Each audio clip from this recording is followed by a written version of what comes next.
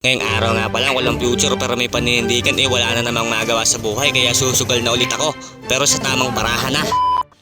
What's up nga pala mga guys at sa inyo at kung saan lupa ka man naroroon nandito na naman nga pala ulit si Magsisilos. Ngayong araw nga pala ay patungo sa palengke ng Taal upang magbukas ng aming munting tindahan. Medyo matagal na nga din pala ako nag-aantay ng masasakyan dito kaya nagpapogi na lang ako sa Gedli. At kakapapogi ko sa Gedli biglang dumating ang Mami Gel. Kaya naman pinara ko agad para sumakay sa kanyang taxi. Si Mami Gel nga pala ay isang vintage tricycle driver dito sa aming barangay. Isa nga din pala ito sa pinakamabilis magpatakbo ng tricycle sa aming barangay.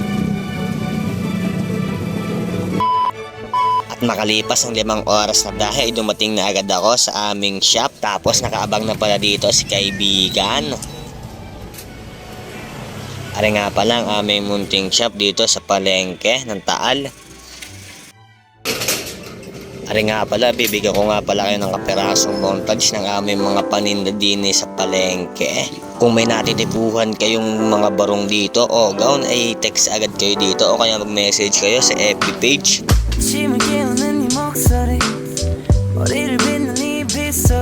밖엔 비가 오나 봐 들리는 빗방울들이 땅에 떨어지는 소리 전해지는 좋은 탱고 대체 뭐야 너는 비법이 아침에 일어나서 부은 눈이 너무 아름다운 너희대로 조금만 더 눈길 바래 조금만. Ay ano, nakita nyo ang aming kaperasong tindahan din ay pasyal na. Murang-mura lang. Dini nga pala guys, magdadala kami ng ice cream din sa handaan. Kaso nga lang ay di ko na nabidyohan kasi nalobat ang aking cellphone. Pero ice lang yon. Kaya naman susugal na ulit ako pero sa tamang barahan na. Kaya naman guys, panoorin nyo lang ang aking mga tira din kung paano ko isalang mga maalwang tira.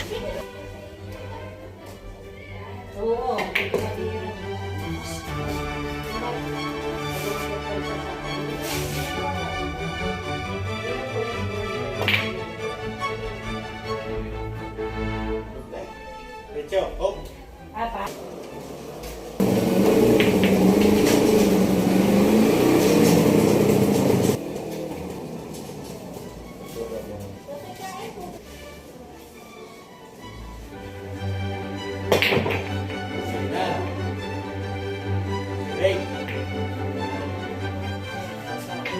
Ayun lang, maraming salamat.